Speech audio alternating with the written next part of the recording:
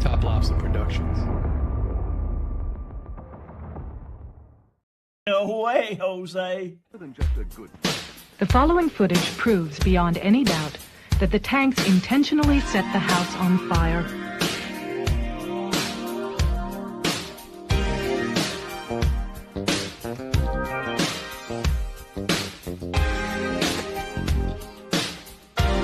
It proves that the Branch Davidians were murdered.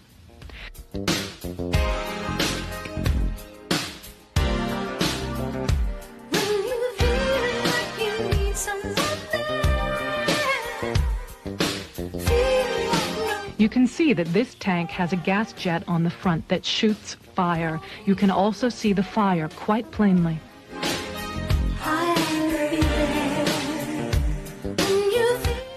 The tank goes into the house twice, and each time as it backs out, the fire at the gas jets is plainly visible.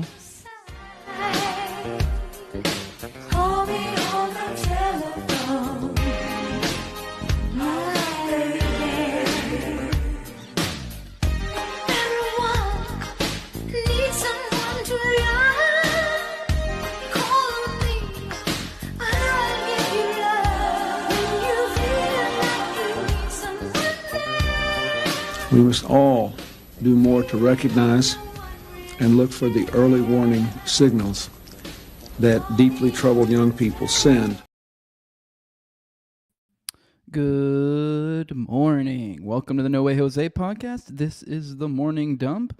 I am your host, Jose Galison. It's June 5th. That's a beautiful Thursday morning. It's still kind of rainy over here in Florida, but it's a beautiful day. It's another day I'm here with you guys, so that's beautiful to me.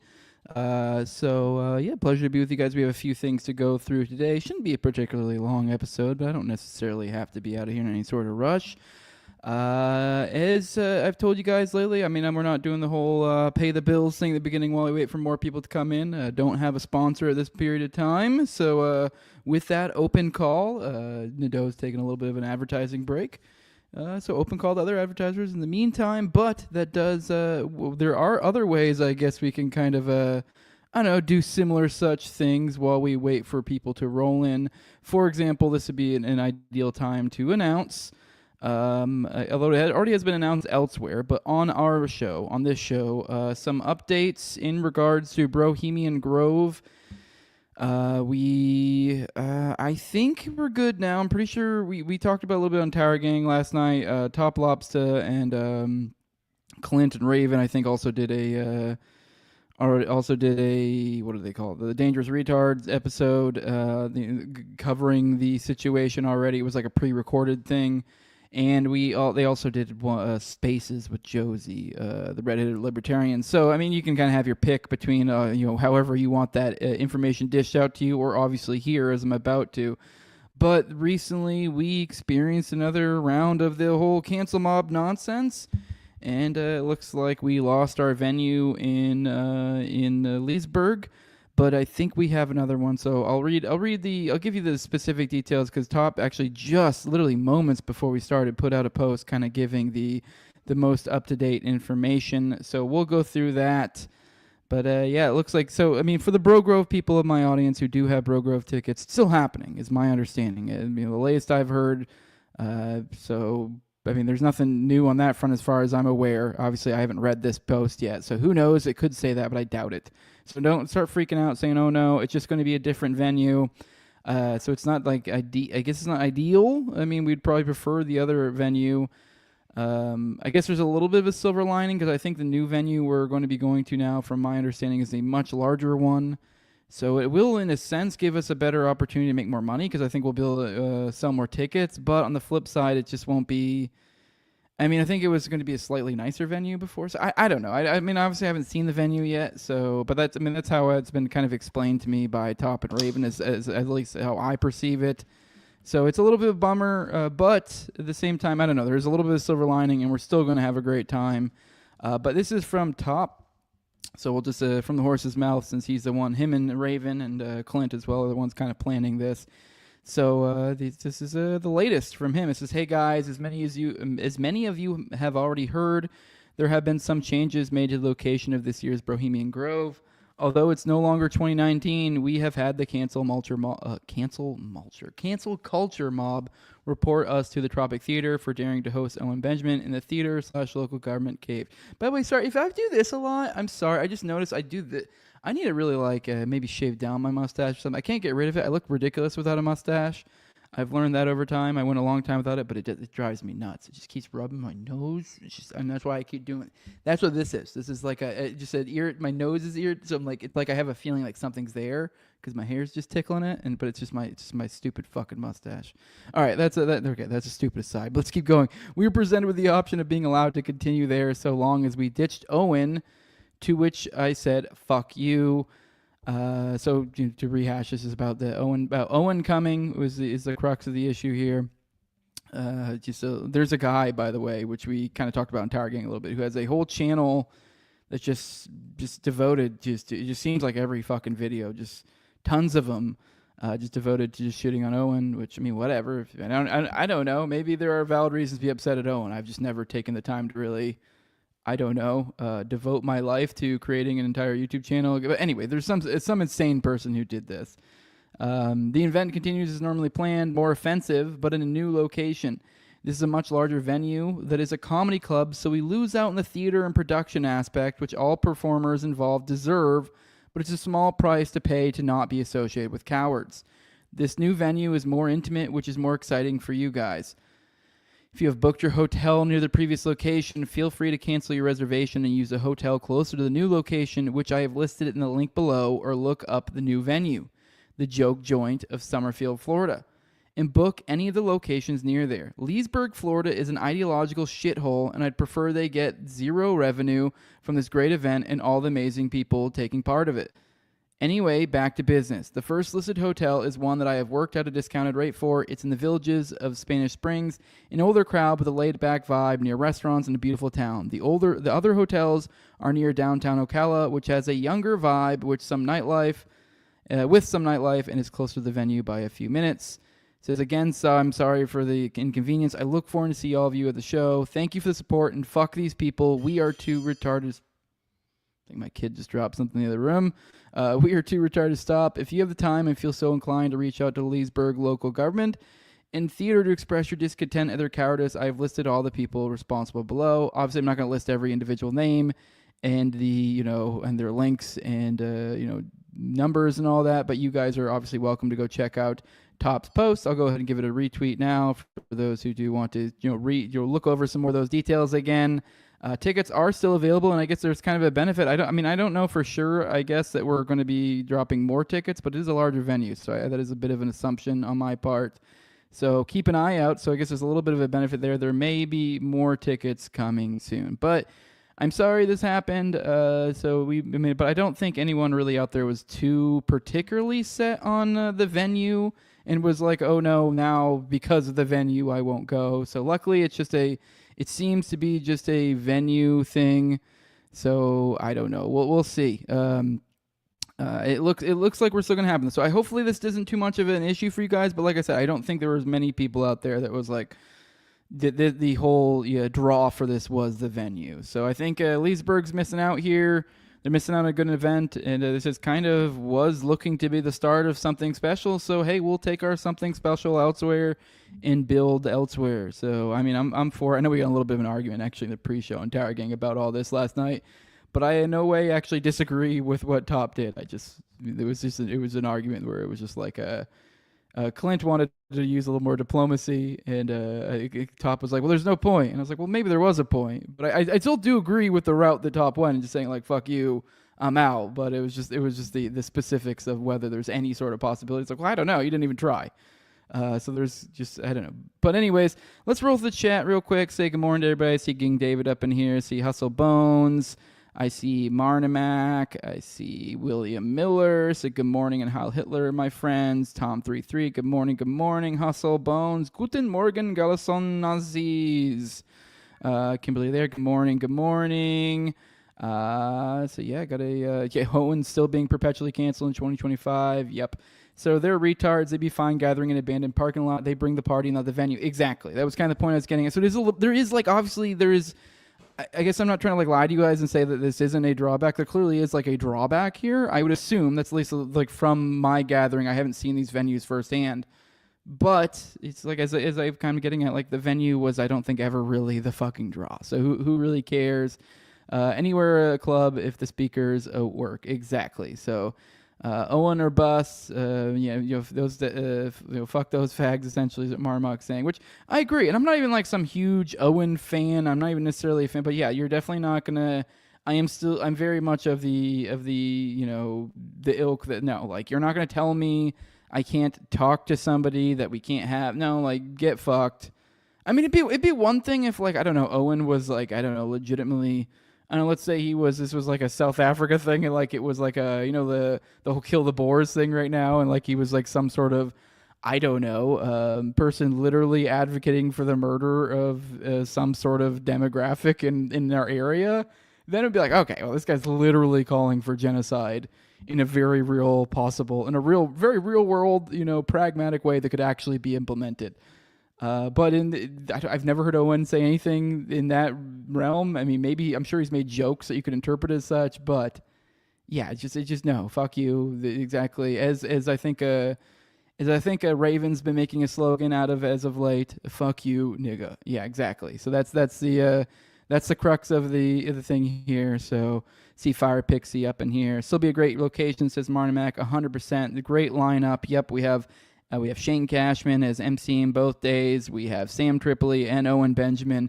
And let's be real, like even while there is the drawback of the venue, like think about just what this means. I know it's like, oh no, it's a bummer. And out top, I'm sure is gonna be stressed out of his mind dealing with all the last minute changes and stuff. But it's like this means a lot. And while it is like, I'm sure Owen's gotten used to people just being like, okay, fine, I guess this is just the reality of showbiz. This is what I got to do. But I don't know. I think people value this sort of stuff, and I think this was going to pay dividends going forward. So I think it's the right move, despite maybe, like I said, like we did a little bicker a little bit last night. But I think there was a little bit maybe talking past each other, maybe a little bit of tensions being high, because I get it. A lot going on. So just scrolling through. Did Sam and Owen squash their beef, says Hustle Bones?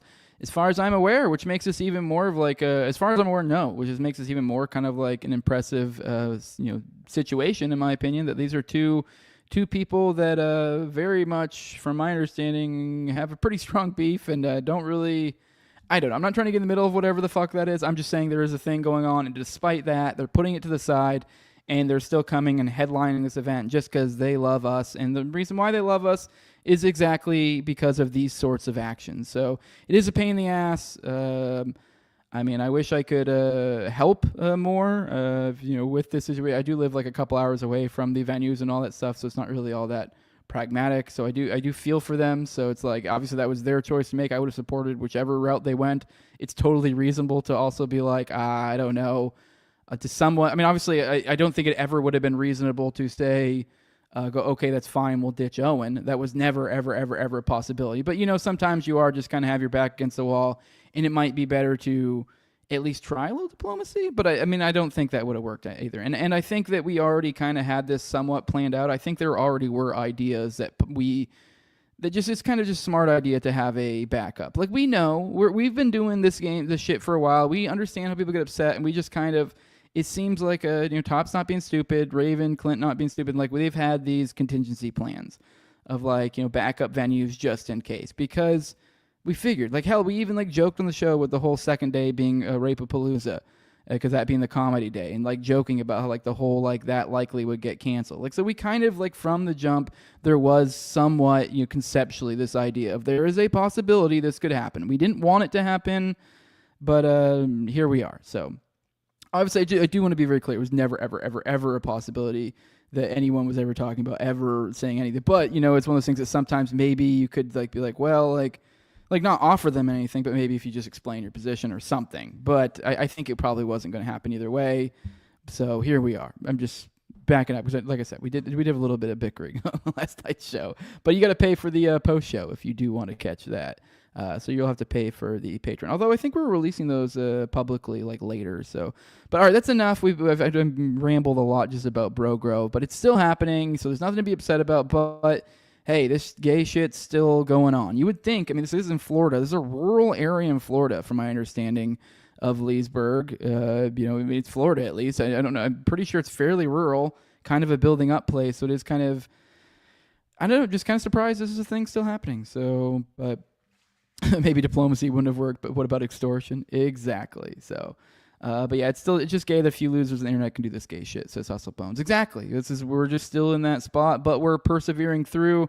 And I think part of the tact of like, well, fine, fuck you, I'm out. And maybe even like, I think even the idea of like not even bothering with diplomacy, I think for that, I think there might be a strong message to be had for the future of just kind of like, okay, we'll let that be a lesson that going forward, like, okay, fine. Well, we don't need your business. There are other people like you. You don't control this game anymore. The world's turning on you, Jew. No, I'm just kidding. That's a joke. I mean, it's a little bit of a joke. I mean, in all seriousness, though, that was actually, I guess, kind of the crux of the issue here. Is I guess they literally showed Top an ADL or something. I think it was ADL. I always forget which organization. One of the oh no, you said mean things about Jews organizations. They showed a article to him of like Owen Benjamin and like, did you know this guy is this? And he's like, yeah, whatever. And I think even was like, Owen's a Jew, like. So it was literally Jew stuff, is the irony here. So it was, oh no, anti-Semitic. And then I think the owner, or one of the people even was like, yeah, and I'm Jewish. And you're like, okay, cool, man. So like, you don't have to watch the show. like no one's making you come to this fucking show, dog. But yeah, it's I mean, not that we would like, I guarantee you there will probably be Jews there. Actually, I know for a fact, Shane's a Jew. Hell, we even just now I said, I think Owen's a Jew. So it's like, it's just a stupid fucking, no one really fucking hates Jews in that crowd.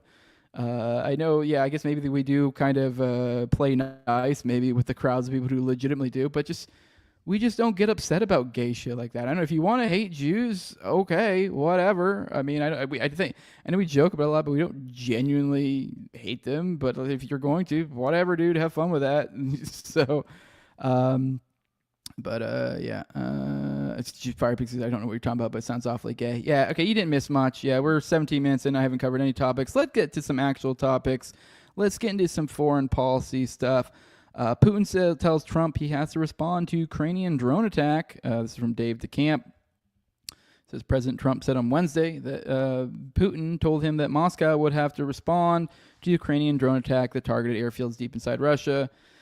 From Trump, he says, I just finished speaking by telephone with Putin of President Vladimir Putin of Russia. The call lasted approximately 1 hour and 15 minutes.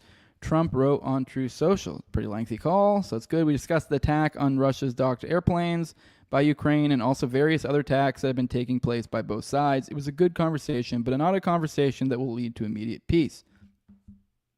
President Putin did say, and very strongly, that he will have to respond to the recent attack on the airfields. So, I mean, I think the key point here that I just really wanted to drive out with you guys is that I guess there's two points. The minor point is like, obviously, I mean, we all knew, like, they're going to respond at some point. I don't know how they will respond. I mean, that was a pretty crazy attack. I mean, obviously, I don't know to what degree if there was any casualties, but just so far as like, even if you just want to say this was perfectly with just war theory, I'm not even saying it was wrong so far as I understand. I'm just saying like so far as like the scope of war and how it escalates, even if this is a legit targeting, you're like, okay, well, all right, you stepped it up a level. But I do think, I know we're always trying to read the tea leaves, who's doing what.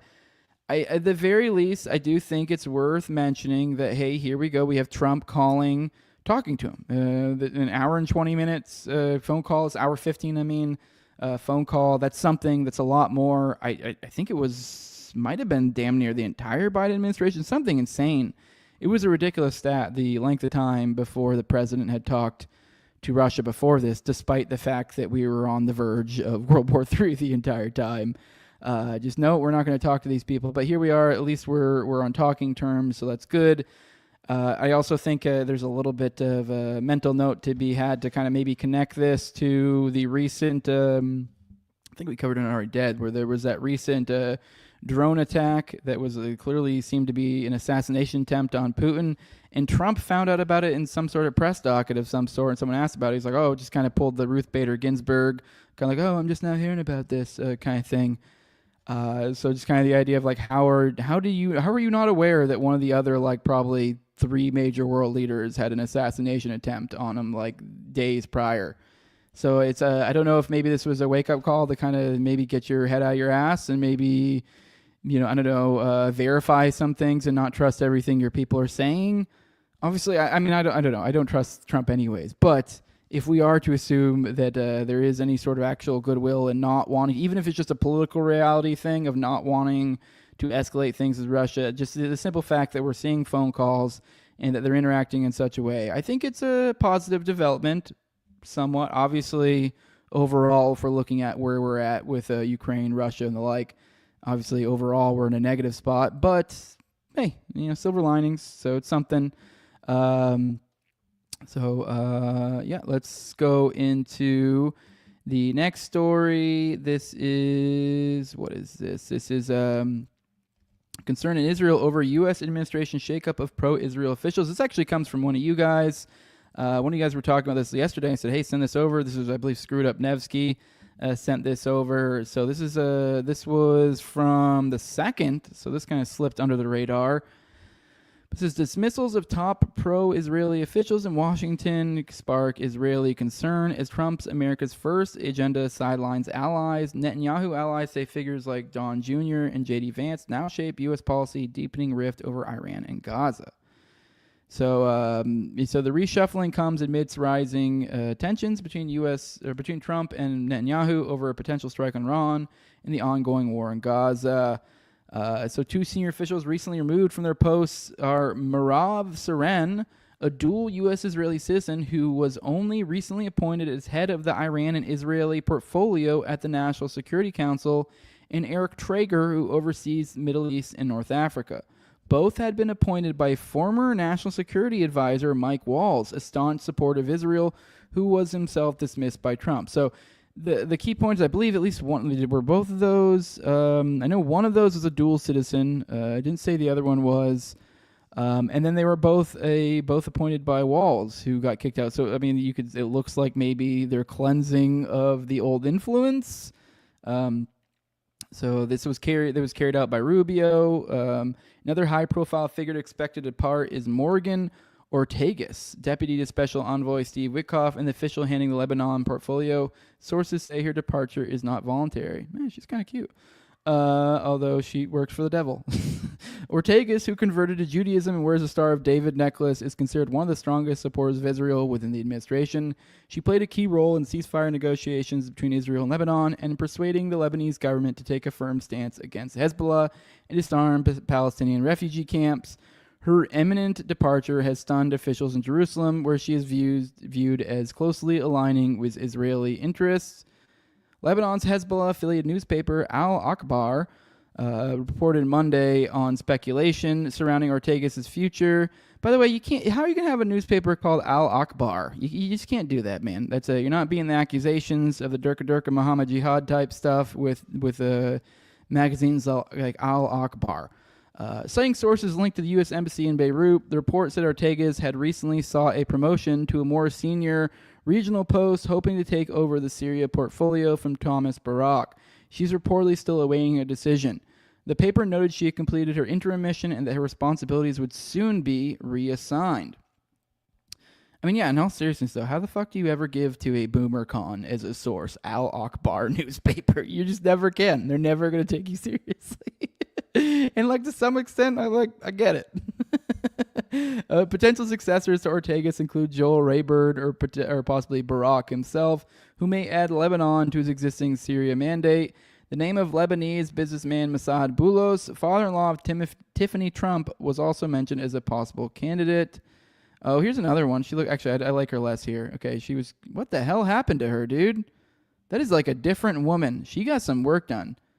Oh, that's Merav Seren. Okay, Merav Seren, I find it to be cute. No, this chick, she looks fake, and I don't like it. I mean, they're both evil, but I shouldn't be giving tips to the idea. If this is what they do, they find pretty ladies, and then they put them in positions of power because they know us men are stupid, and they're like, oh, you want to kill countless innocents? Well, you're pretty. Yeah, we're fucking stupid like that. It is unclear whether her replacement will build on Ortagus' understanding or adopt a new policy that resets the file. Al-Akbar reported the Lebanese file has been downgraded in U.S. priorities, with Syria now taking center stage. Meanwhile, American sources confirmed to Lebanon's MTV network that Ortegas has been dismissed. The reasons are professional, not related to Lebanon issue, but stem from her working relationships within the State Department. Okay, that's interesting. Her working relationships. So I, as I was kind of alluding to, I think it wouldn't be surprised if the implication is, we're cleansing of, walls associations. So, because do you really want to say Israel associations? No, that's not going to fly well politically. Her upcoming visit to Beirut has reportedly been canceled, and Rayburn is expected to be named Assistant Secretary of State for Near Eastern Affairs, taking responsibility for Lebanon. The sources added that Ortegas will not be promoted or assigned to any foreign missions. She expected to be reassigned to internal tasks. I'm just scrolling through here to see if there's anything worthwhile, because now I just feel like we're kind of getting to these end of these articles where it just kind of rattles off previous information that most of us already know. They say the shakeup's not specifically aimed at Israel, but reflects a broader effort to curb foreign influence across the board. Okay, see, this one, like, that's a smart way to frame it. Good on them. So, hey, this is positive. This is really great stuff. I'm really kind of happy to see these sort of things. They stressed that the dismissals were not a result of the officials' views on Israel, but rather part of Trump's ongoing attempt to weaken the National Security Council and consolidate control of U.S. foreign policy in his own hands. So hey, it looks like we're trying to pull away from the Israel influence, which I'm obviously I'm happy about, but I don't know. We'll see. We also have, here's another story. This is from actually, let's take a moment. Let's go through the chat real quick. See, perfect, good. I checked. I'm glad I checked. It's doing the fucking wonky StreamYard thing. So I gotta re-up it real quick anyways, or else I wouldn't have played any sort of video for you. All right, now let's roll through the chat, see what you guys have to say. Now I have set that up. Al-Akbar just means the news. Hey, I mean, I don't know what that means. I'm just saying, but you just can't say Akbar. No, you can't be doing it. So let's keep going. Let's scroll through this. Vlad, I had no clue the drone attacks were going to happen. That closet homosexual who wants all of Ukraine's minerals did it. That's what aggressively agreeing says. So sees Tucker Delay saying, yo, what is up? Sounds like Vlad just told Trump that what's up when hung up on the phone, or then hung up on the phone. Yeah, just like a 5-minute fucking call, actually. Yeah, that's always a possibility. And Bones says, if there's genuinely any attempt to limit AIPAC influence, then that's net positive. So they're saying that J.D. Vance and Trump Jr. are leading this charge to get rid of foreign influence. Well, I don't know. I hope so. I mean, I'm about to, here in a little bit, maybe kind of provide some, I don't know. Obviously, it's not conclusive information to say opposed, but it's at least implies the opposite of what you're saying, which that gets more into Thiel and the swamp monster that he is. And if you understand Vance and his background, let's be real, that's just all he is fucking, all that JD Vance is Peter Thiel's cock wearing clothes, like wearing a trench coat. That's all it is. Just is Peter Thiel's cock on a trench coat. That is just kind of, and he just kind of got his hand in there just working it, that's what that is. Trump Jr., different story. I've heard he's fairly based. I mean, I don't know. I've never really taken the time to actually listen to his takes on things. I will say, like, I know I was just shitting on J.D. Vance, but I will say at the very least, like, between the Thiels and the Vances, I will say that their policies do seem to align to what the implication here is. So, by the way, I see you saying Allahu Akbar is the bad one. Yeah, I know. I understand. I know Allahu Akbar is the bad one. But it's like all Akbar. It's literally, it's like one syllable away. So, but yeah, I mean, I was back to the J.D. Vance Trump thing. I think I do think that is probably the way things are going, but that doesn't necessarily mean that those that are implementing are the good guys. Like, there are political realities at play, I think. So I think the Thiels of the world, these things can coexist. There can be a reorientation of dialing back foreign influence. I think it may just be reading the writing on the wall type thing, and just kind of reassessing and changing some things. And it's so it's possible both are true, that these are evil swamp monsters, while at the same time the policy is changing to be more benevolent, at least in a foreign policy sense.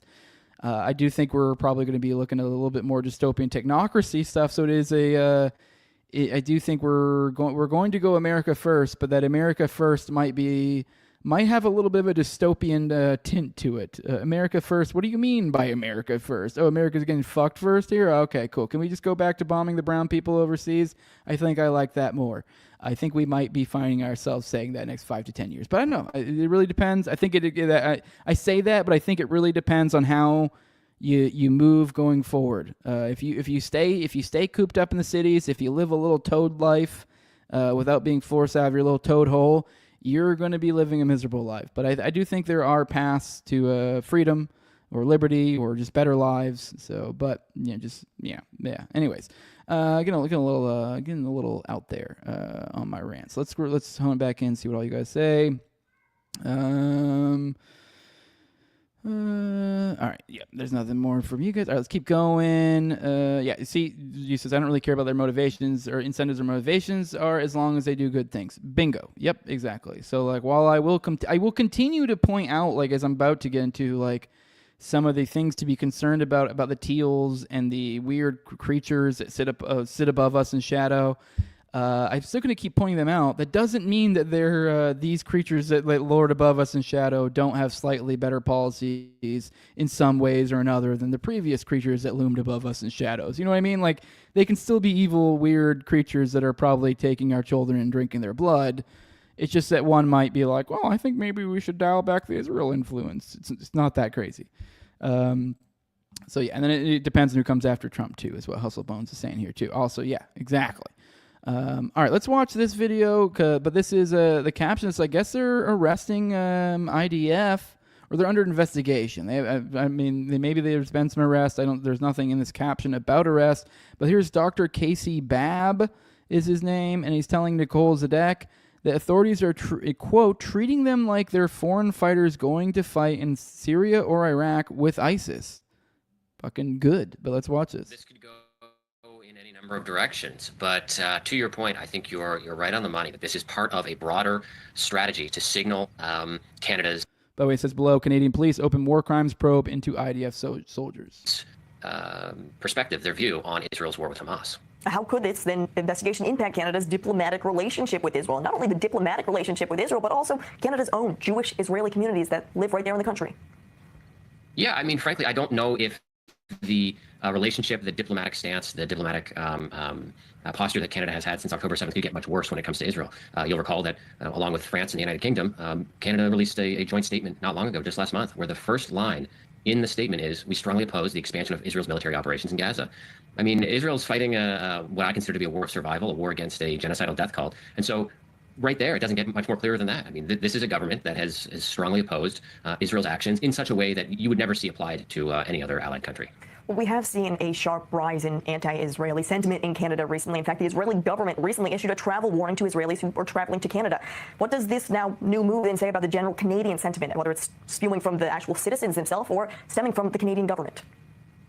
Well, look, this feels like the government is now potentially treating Canadian citizens who went and volunteered with an allied country at war against a mutually shared enemy and enemies, treating them like they're foreign fighters going to fight in Syria or Iraq with ISIS. I mean, this is, if this is indeed heading in the direction that some reporting suggests it is, this represents a very, very dangerous step towards not just Canada-Israel relations, but the collective sort of safety or insecurity that is felt amongst Canada's Jewish population. From the statements that I just referenced to public statements that have been made time and time again by the former Minister of Foreign Affairs, by the former Prime Minister, and so on and so forth.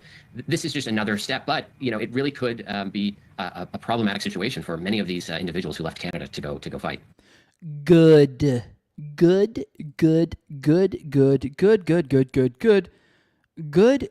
More of this everywhere. Please. I don't think I could ever be more in, okay, I say more. I guess I obviously I have highfalutin ideas when it comes to criminal justice and the proper ways to go about things. So obviously this isn't exactly what I want. This isn't the ideal what I want. But yes, fucking take these people that went over to a foreign country and engaged in violence against people, and if you are able to find that they participated in war crimes, then yes, they should be prosecuted for crimes against humanity. Sorry. I mean, you just don't, just because we're allies with somebody or whatever. Like, I have this opinion for our own military. Like, I think that should be what gets enforced. Like, obviously there should be maybe when it gets implemented initially, maybe some level of grace to like, maybe don't go as crazy as punishment. But if we had if there was an actual, which this would never happen because incentives just wouldn't allow this to happen. But if we actually had a functioning, I don't know, military, criminal justice system in which, hey, when you broke the law of war, this, supposed idea of how we're supposed to operate war, and we have the international laws of which they're breaking in Israel. If you break these rules, which, like, let's be real, you can even follow these rules and still be doing awful, ungodly things. So it's like, this is the most lax of fucking repercussions there could be for such a fucking thing. Like, you are engaged with a group that is bombing innocent people. Like, I mean, obviously, I said, like, while I do say that it would almost have to be implemented with some level of grace and like, oh, now this is only this much. Maybe even some military members, it would be just a member of, okay, you're just fired. Because, I mean, it just depends on what you're doing. But to some extent, like, even me, like, this is part of one of the reasons why I felt compelled to get out of the military. Is because it was like, while it is like, I mean, I know I was an aircraft mechanic. It's like, to some extent, it's like, dude, I'm aware. You come to a point where, like, you're aware that, like, oh, yeah, I'm working on these planes. I'm refueling these planes. I'm servicing these planes. I'm working for the entity that, that also is the one who essentially controlling this entire operation. I'm aware that these planes that I'm, maintaining, these planes are then going to refuel fighter jets, going to refuel bombers, going to refuel all sorts of other planes that go and carry out all sorts of actions that harm innocent people. It's like, okay, do I think I deserve to be in The Hague? No, but like, wouldn't it have been great if we had for decades now had a functioning system to where it's like, oh no, like, you were, involved with war crimes, so no, here you go, get the fuck out, you're in trouble, or whatever. You get some sort of repercussion, like the whole system of how this is supposed to work. Like, if it actually worked the way it was supposed to work, then yeah, I mean, like, I do think that, yeah, I mean, you'd be seeing a whole lot more. Actually, you'd be seeing a lot less people because it was something to be enforced. So it would just be you'd end up with a military force that's fighting a whole lot more of a moral war, I guess you could say. I guess it would still be immoral because it's still war, and it's like, as I was getting at before, you can still obey the laws of proportionality and military necessity and all that. And they do literally include in that, like, the understanding of war, things like collateral damage. And this is where I would even be at the point where I would, like, disagree with them. I mean, there are situations where I could say, okay, that would be like, sure, yeah. There are probably situations that collateral damage I would go, okay, that's understandable. But for the most part, this understanding that we have in war of collateral damage is like 99% of the time to no. It's kind of the same idea of like the abortion conversation. I would always get brought to like, well, what about, like, if it's, like, I don't know, the kid has no brain or you got raped or this, that. And you're like, okay, but, like, you're coming up with crazy hypotheticals, whereas, like, 99% of the time, this is how this works out. So, anyways, let's scroll through the chat. Let's see what you guys say. So, I know, I'm hyped. I think this is cool. It's cool as fuck. I hope they actually follow through with it. I actually wish, and the whole point I was kind of getting with the rant is I just people would follow that through to the logical conclusion and then start applying that to their own militaries. And that would honestly, if this actually was applied, it would really actually kind of fuck up their whole war games. But that would be a good thing. So, just scrolling through, seeing what I can say. Boo-hoo. Cry more, says Doomsday Cracker. But yeah, all right, let's keep moving. Let's go on to the next one. All right, on the flip side of this, well, I don't know, maybe they aren't so bad, the establishment that is. Well, on the flip side, we have U.S. vetoes UN resolution calling for a ceasefire in Gaza.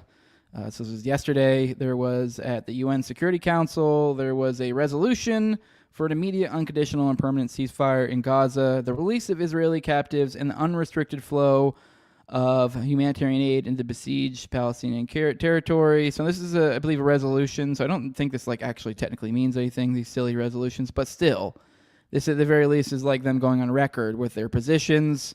Because on the record, they said no. Now, the U.S. was the only member of the 15-member Security Council that didn't vote in favor of the ceasefire. Resolution was introduced by the 10 non-permanent members of the council: Algeria, Denmark, Greece, Guyana, Panama, Pakistan, South Korea, Sierra Leone, Somalia, and Slovenia. So yeah, we were the only one, but the thing is we have veto power. So, I mean, the key point here is, we don't really have to dig too much into this one, but the idea that no, they're still, even on the political front, even when, essentially being called to record for it, they're still still doing stuff like this. So, to give the tiniest bit of, caveat, it does say immediate, unconditional, and permanent ceasefire. So I guess that's never really been their position, I think, really. So I don't know. It's just a bizarre move. It feels like they're trying to take a little bit of heat off of Israel, is what it feels like. So, hustle bones. We don't target civilians. We just don't care if they're in the same hospital as Hamas. We don't kill children. We've actually killed less children than anyone else in history. Also, we don't know how many children we kill because we don't track that. Yup. All right, a little bit of bad news on the Iran front as well, unfortunately. Another one from Dave. Iran's Khamenei criticized U.S. nuclear proposal, vows Tehran won't stop uranium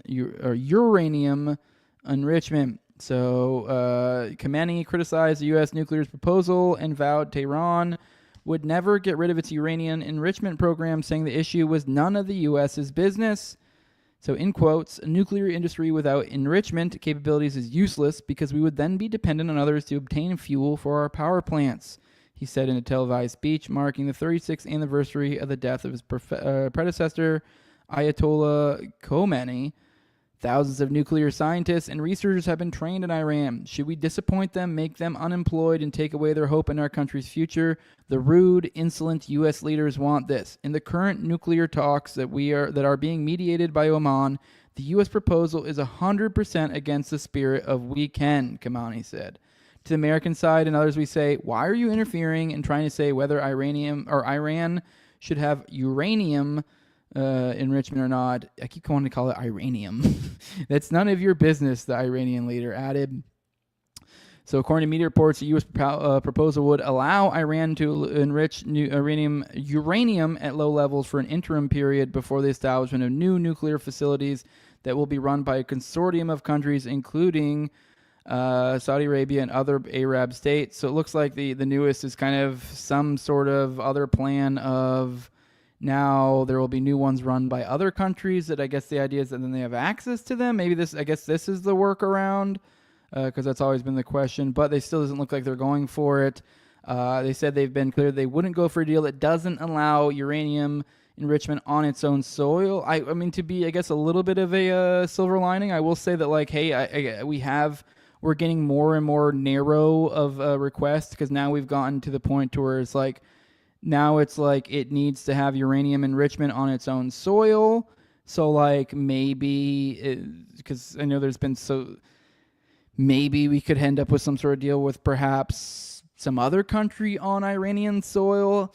I don't know. I have no idea. I'm hoping maybe we could think outside the box. Hopefully cooler heads will prevail, although I'm a little bit concerned with the way things are going that perhaps not. I don't know.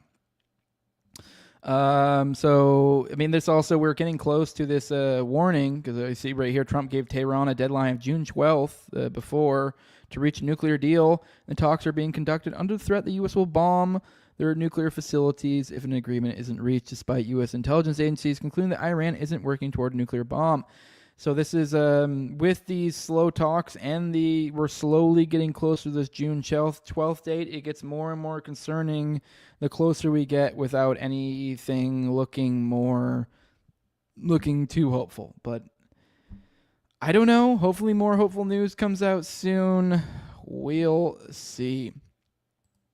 On the more, I guess it looks like more of the world, I guess, turning on Israel, and I guess us as well, a little bit on the war crime side. Here we have the Human Rights Watch calls for war crimes probe into U.S. bombing of Yemen fuel port.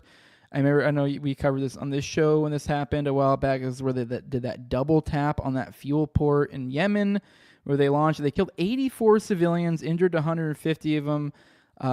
So they literally hit the port, waited a period of time, and then once the medical personnel and the emergency services were there, then hit it again. So yeah, 49 port workers, several truck drivers, 2 civil defense workers, and 3 children.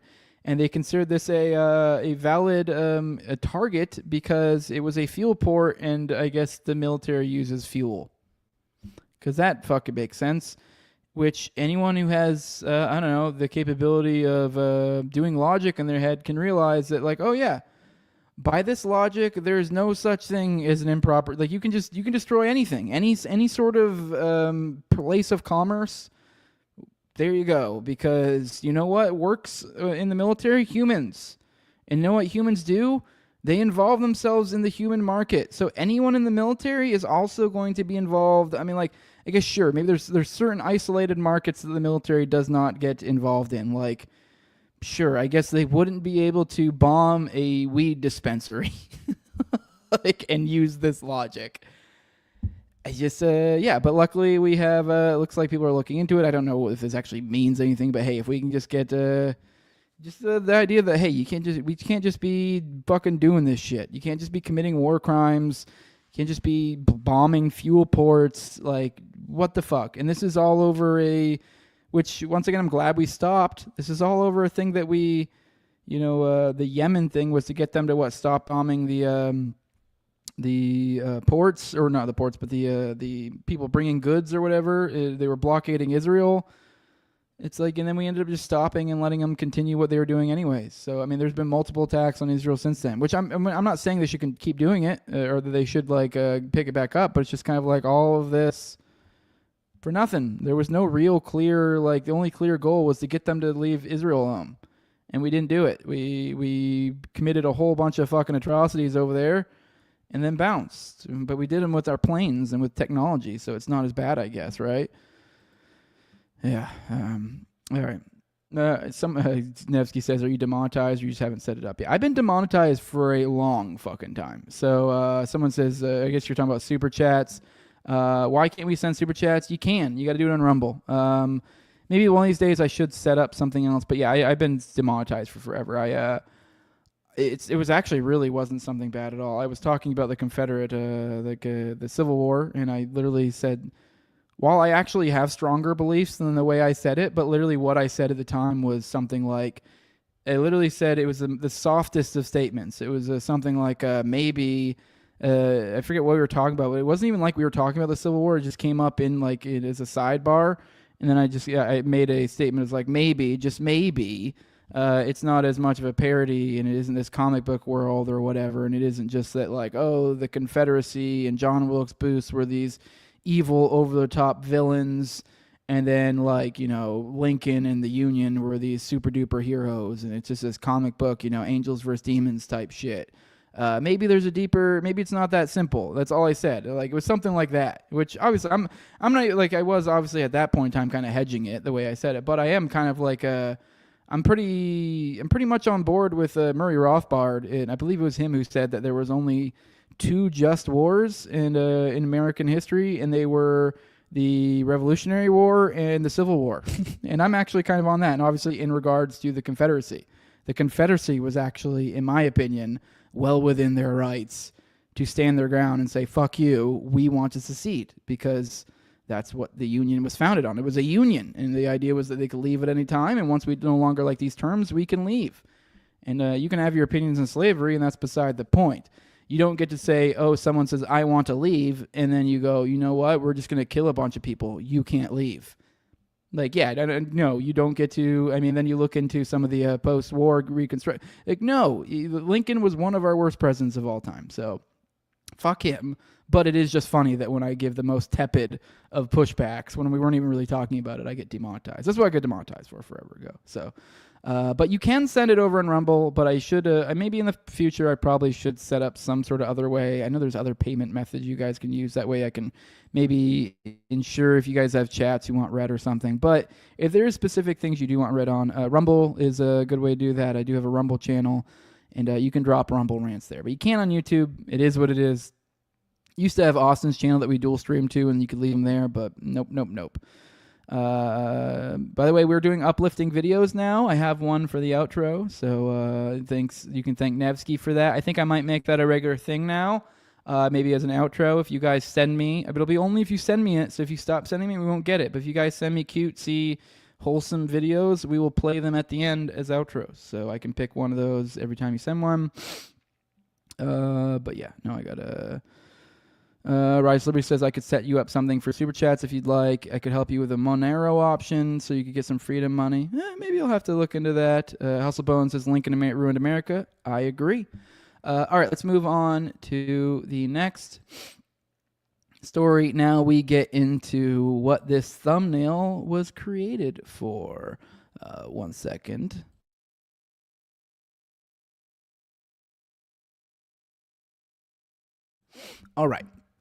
All right, now we're getting into it, guys. This is, as you can see by the thumbnail, we have Jeffrey Epstein and Peter Thiel holding hands. I do like that, I believe, what is it? They gave him like a sweater vest, Thiel. I just thought it was kind of adorable. I said for them to be holding hands. I like it. It was a fun thumbnail. It could have done better. The art's a little bit wonky, but I like the pose and what's going on. I just find it funny. But no, apparently we found out just recently that Thiel and Epstein sitting in a tree, K-I-S-S-I-N-G. Here we go. Here is from someone who shared, essentially the New York Times, by the way, dropped an article. We're not going to read the article as we are usually apt to do, but I found a bunch of disparate information that kind of ties into it. Also, we're going to, I think, cover the crux of it, but New York Times paywalls are shit, and I couldn't find a non-paywalled one, so whatever. Plus, I mean, who cares? I mean, we're going to get the bulk of the information. I'm sure we may end up covering this more because I wouldn't be surprised if there is information that we rehash later because, oh shit, this ends up being more important than we thought. But as of right now, we have this. Here's an excerpt I found. It says, in 2015 and 2016, Jeffrey Epstein, the late financier and convicted sex offender, invested $40 million in two funds managed by Valar Ventures, which once again, Valar, for those who are unaware, the Valar were the gods in the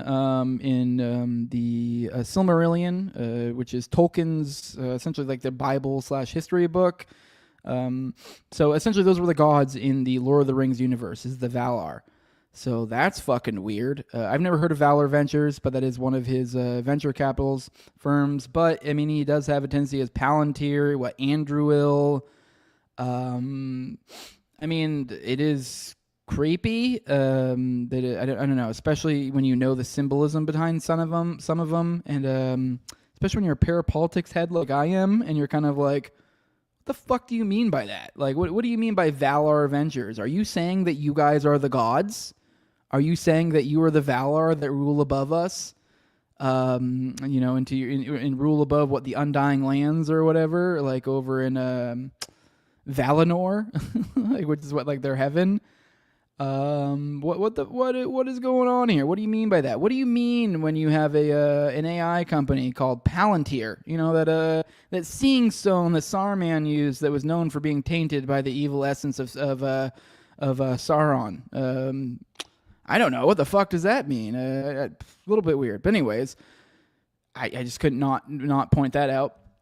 But yeah, it was a New York-based venture capital firm co-funded by Thiel, who is also co-founder of Palantir Technologies. According to a June 4th, 2025 New York Times article, this investment has grown to approximately $170 million. So think about that. That means Jeffrey Epstein invested $40 million and has, over 4x his investment now? So that means people are making money off this. Who's making money off this? Obviously not Epstein, but his estate. So I read somewhere else. I don't think I have a thing to bring up for the show, but I read somewhere else it was like his ex-girlfriends and a lot of his business associates. So, i.e., the Epstein network. So Peter Thiel, one of the main, the the cock puppeteers. I know, I guess that doesn't work there, but the puppeteers of the Trump administration is he's making money for the this literally all of this stuff, which we'll get into some of the AI stuff like with Palantir. This stuff, I mean, obviously, I guess to be fair, I guess it's a specific venture, so I don't know what specifically he's making, but either way, it's making money. It's making money. This is making the Epstein network money. And if you look about this like weird Aurora Boreal snake eating itself, it's like literally it's just mind-boggling, dude. It's just wild to think about the role that this person plays and the influence they have, and then it just comes back full circle to Epstein, and they're literally the network is literally still being enriched. It's just wild. All right. So as detailed in confidential financial analysis prepared by a special master overseeing Epstein's estate in the U.S. Virgin Islands, the document briefly publicly filed before being sealed indicates that the estate's executors had initially underestimated its value, predicting it would fall below $40 million after claims were paid. Valar Ventures, which focuses on financial services tech startups, was one of Epstein's investment vehicles.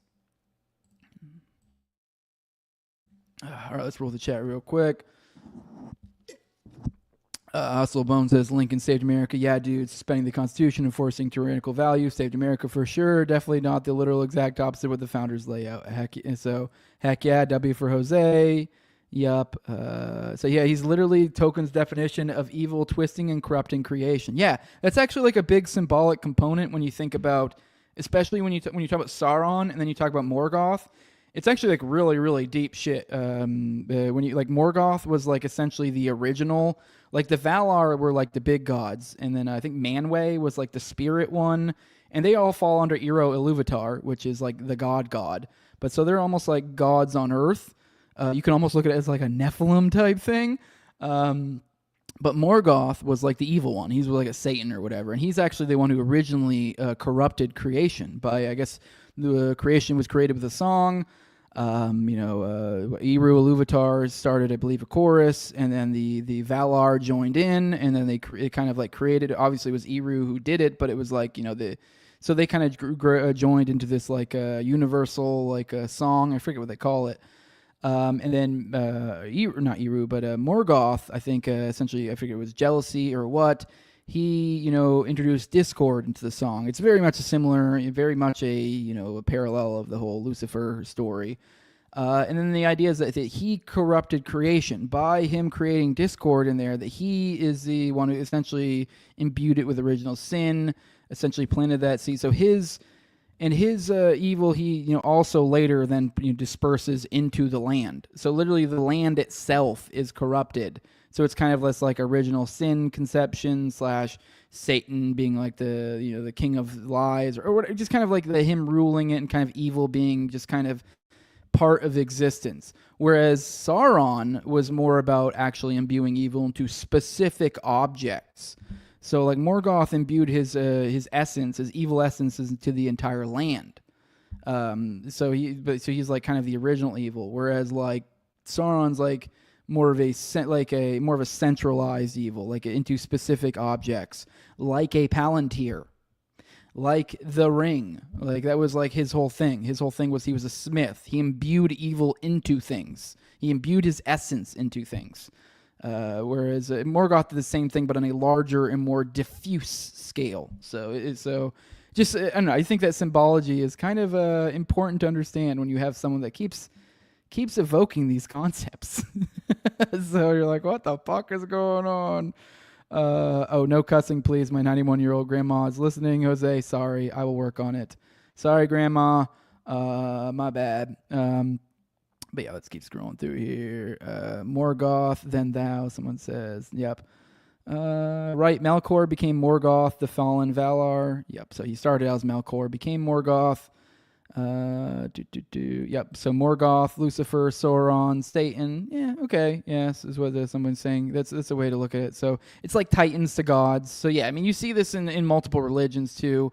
I mean, Tolkien was a Christian. So I mean, it was like, I don't think he made any bones about where he was influenced from. So yeah, but it's like you also see that in other religions as well. Titans, I mean, the Titans into the gods, that kind of is similar. I mean, and then even in the Bible, you have like, there's even the Nephilim, and even you get more specific, there's other Eames, which were sorts of like, following generations of Nephilim. So yeah, I mean, it's a whole thing. Go check out my homie, Great Build. He does a whole bunch of stuff on Nephilim shit. So go check that out.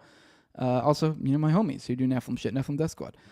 So with that, here's Peter Thiel, I guess, talking about this a while back. So today it was revealed that Jeffrey Epstein invested $40 million with Palantir co-founder Peter Thiel. Earlier this year, Thiel insisted that Epstein had absolutely nothing to do with Israel. All of this stinks and leads right to Trump. And this is from Nick Fuentes. Let's watch this video. This is from Thiel when he was on Rogan. About why was he so protected? And then I went down all these rabbit holes. Was he working for the Israelis or the Mossad or all this sort of stuff? And I've come to think that was very secondary. It was obviously it was just the U.S. If you're working for Israel, you don't get protected. We had Jonathan Pollard. He went to jail for 25 years or whatever. But unrelated. People always keep bringing up the Jonathan Pollard example, and it's also like he committed, I believe, if I recall correctly, like one of the, statistically speaking, one of the largest intelligence leaks there ever was.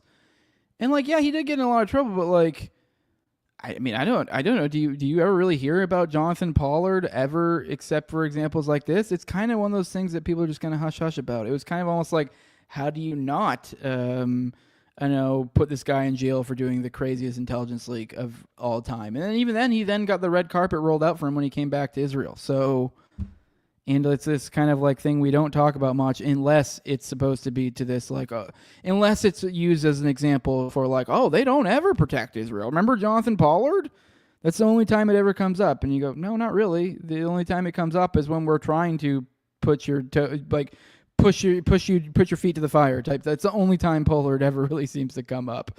So yeah, and he looks like he's a human wearing a skin suit. He sure fucking does. Let's keep going. Right. Understood. But unrelated. Right. Understood. But this is one particular operation. But so it's. I know everyone likes to talk about Joe being controlled and all this, and I don't know. Maybe he is, maybe he isn't. But look at that. Just look at Joe's expression. It's almost like, what the fuck are you? What are you? Just look at him.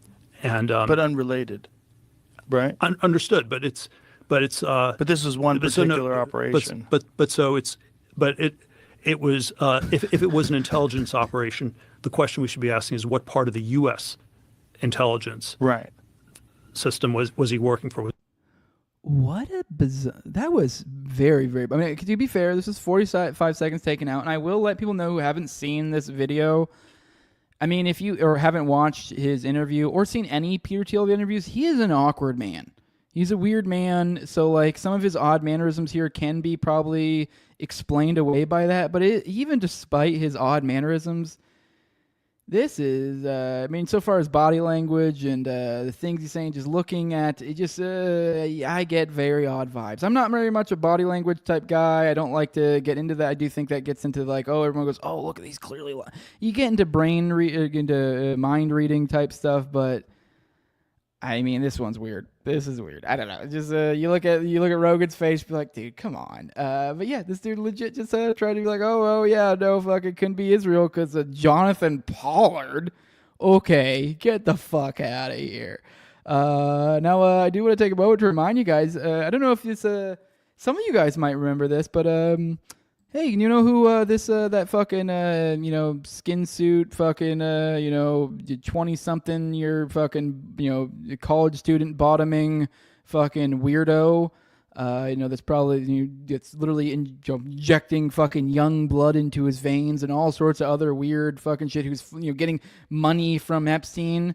That weird motherfucker, the one who's like the one holding the puppet strings for Vance and many other people in the administration. Oh yeah, that guy. Oh yeah, his money manager. This guy right here, Eric Weinstein, and he has a whole 15-minute video here about meeting Jeffrey Epstein. So the point being is this guy's his money manager, Eric Weinstein.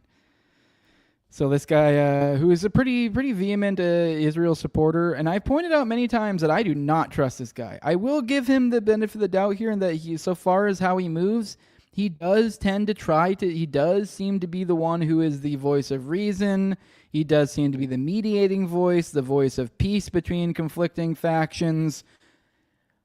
But man, oh man, if I just do not have a bad feeling, and I've had a bad feeling, and the funny thing is I had this bad feeling before I even knew he was actually Epstein's money manager. I was going on this, I didn't know he was, Thiel's money manager. And then once I found out he was Thiel money manager, it was almost like a confirmation for me that like this dog is into some dark fucking arts. At least that's my impression. I mean, the funny thing is though, I've kind of talked about how his brother, I weirdly get the opposite impression. So I'm like, is this like, maybe one of them's just the better actor, or I'm far too suspicious of one or the other, and maybe they're both good guys.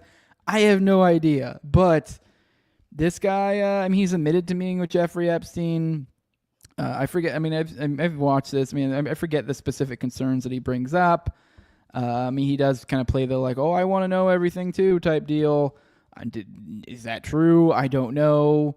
But it's my point being is that this guy probably he did interact with them at least before, but he also probably was the one mediating these exchanges for Peter Thiel. So just kind of this network of people, and these are people that have kind of taken a bit of bandwidth so far, a large chunk of bandwidth in the in the media landscape, I guess you could say. The Thiels, the Weinstein, like these are names that come up. Thiel's more of like a man behind the scenes type deal, but he comes up a lot, and he shows up on these Rogans.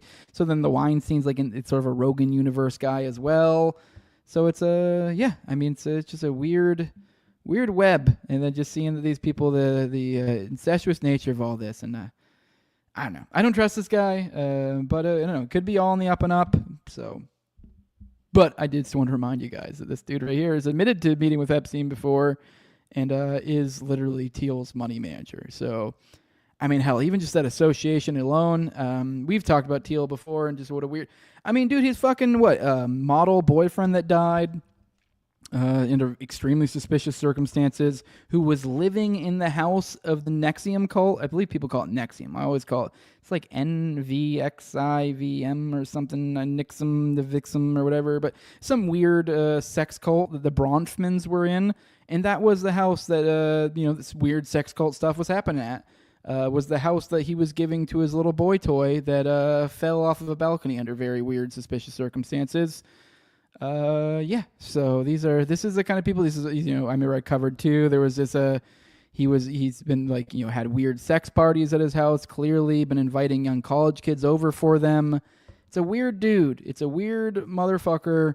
He's a shady guy, and then you have Weinstein as the one behind him. So also this guy's got Palantir Technologies with fucking murder drones killing Palestinians overseas, and is admitted to it. And even when it came up, goes, oh, we defer to the judgment of the IDF. So yeah, these are the people we're dealing with.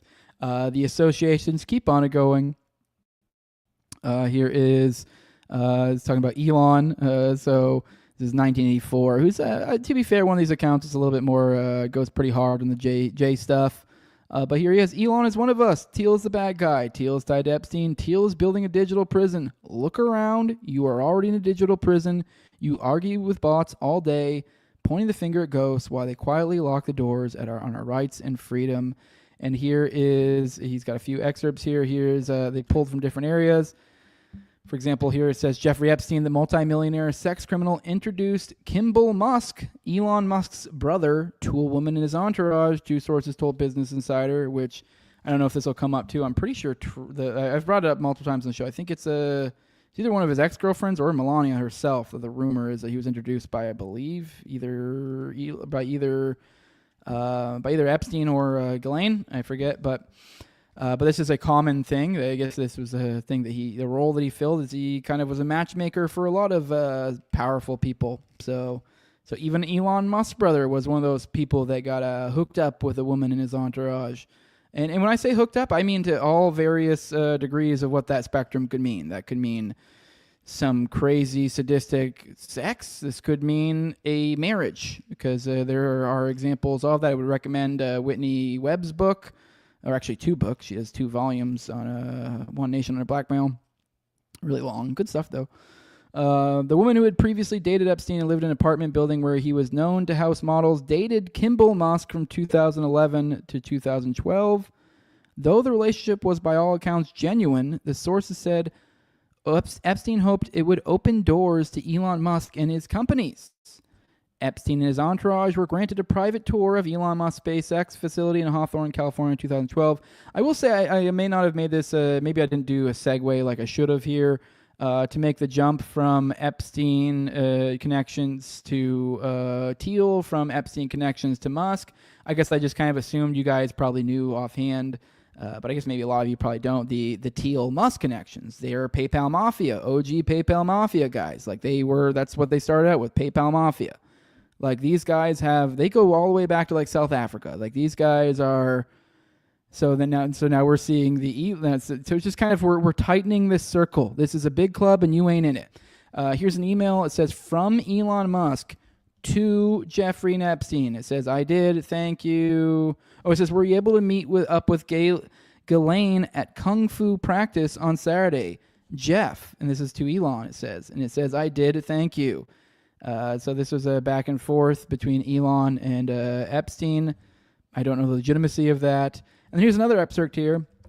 This looks like maybe some sort of transcript or something along those lines. It says, through his wealth manager, Jared Burchell, using a false identity, defendant Musk paid convicted felon James Howard Higgins $50,000 for false information about a critic.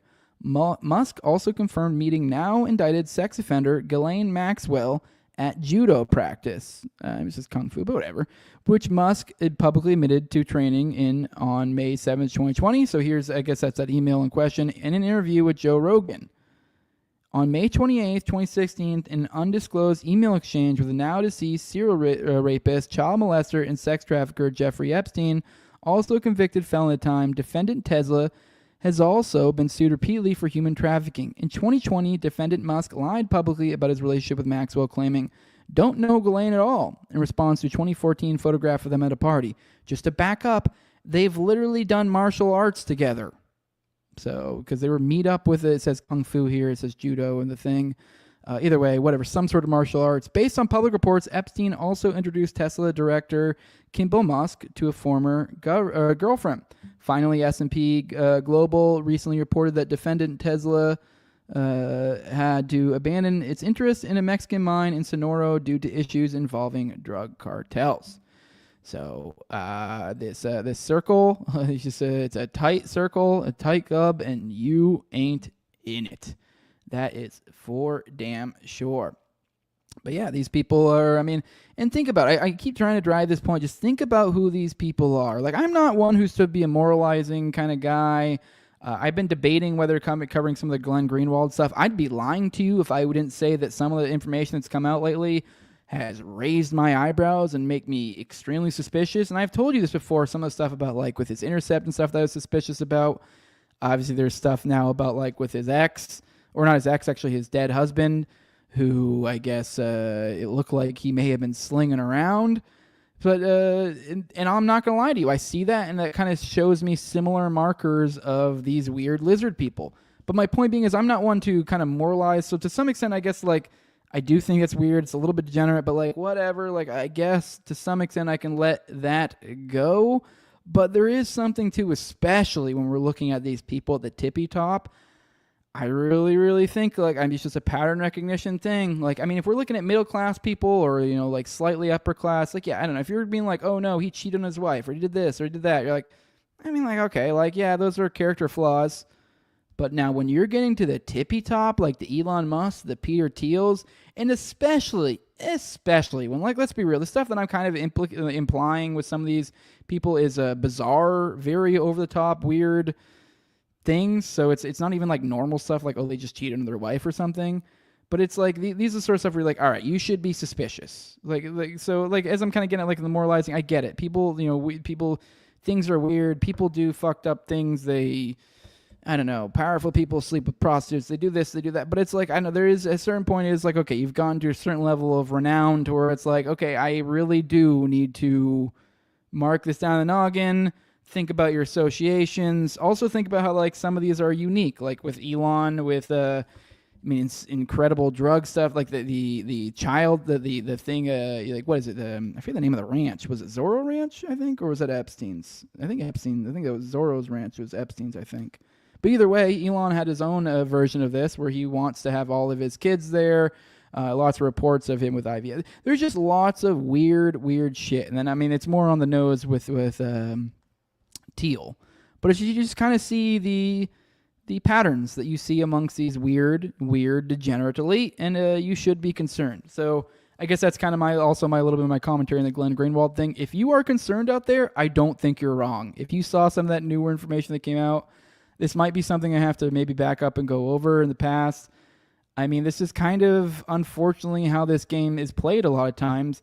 I mean, I've heard rumors or people out there saying that there was some stuff with the, like, even with the original, what am I trying to say? With the, because he's known for the whole, what's it, Snowden stuff. Or not Snowden. Is it Snowden or Assange? I think it was Snowden. So he's known for the whole Snowden stuff.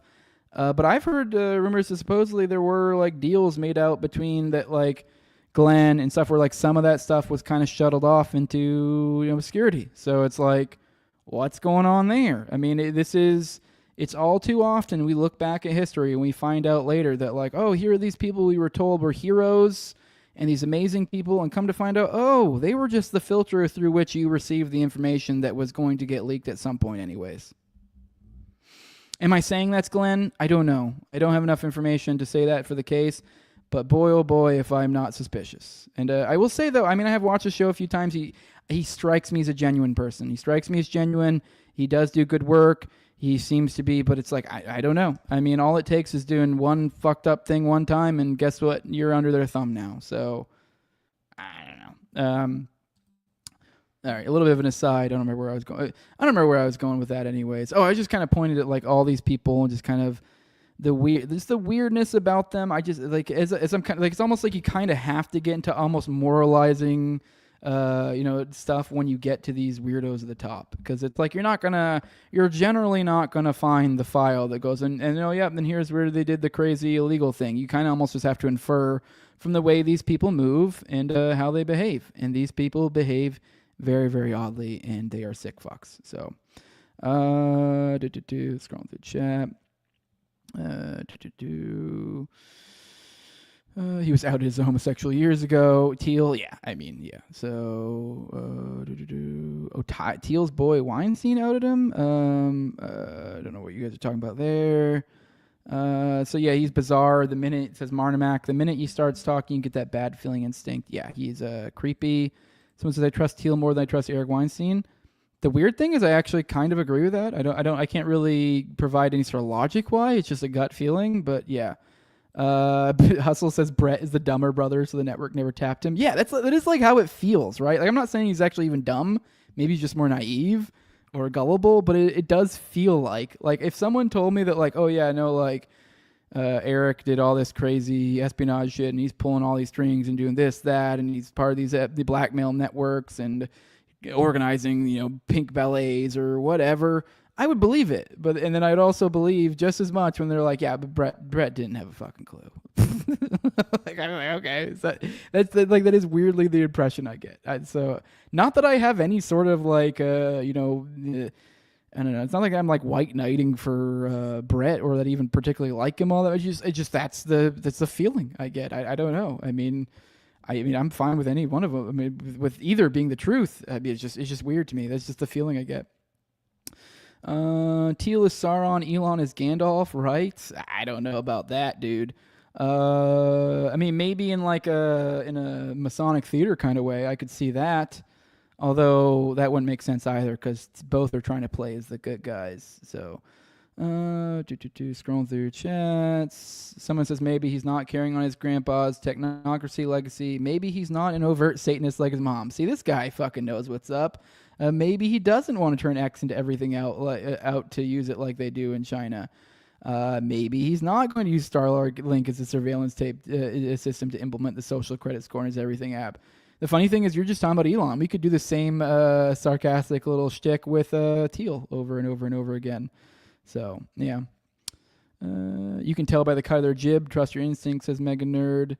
So yeah. All right. Let's get into the next story. This kind of ties into all of that. Trump's big beautiful bill bans all 50 states from regulating AI for 10 years, centralized control at the federal level, and integrates AI systems into key federal agencies, which is kind of, it's this whole technocratic takeover. And then, it's kind of wild while we were, think about how this administration came in, that like, oh, we're going to come in here with truth and destroy this. We're going to tell you about the Epstein stuff. And then, you know what really happens? The Epstein network took over. That's what really happened. And not only that, the Epstein network has their tentacles deep inside decades to come, preventing you from doing anything. And when I say that, I guess to be fair, maybe that's not the most direct, because obviously when it comes to these AI companies, Thiel's involved in a lot of them, but you also got Altman, and I guess I haven't looked enough into his connections, but just Thiel alone,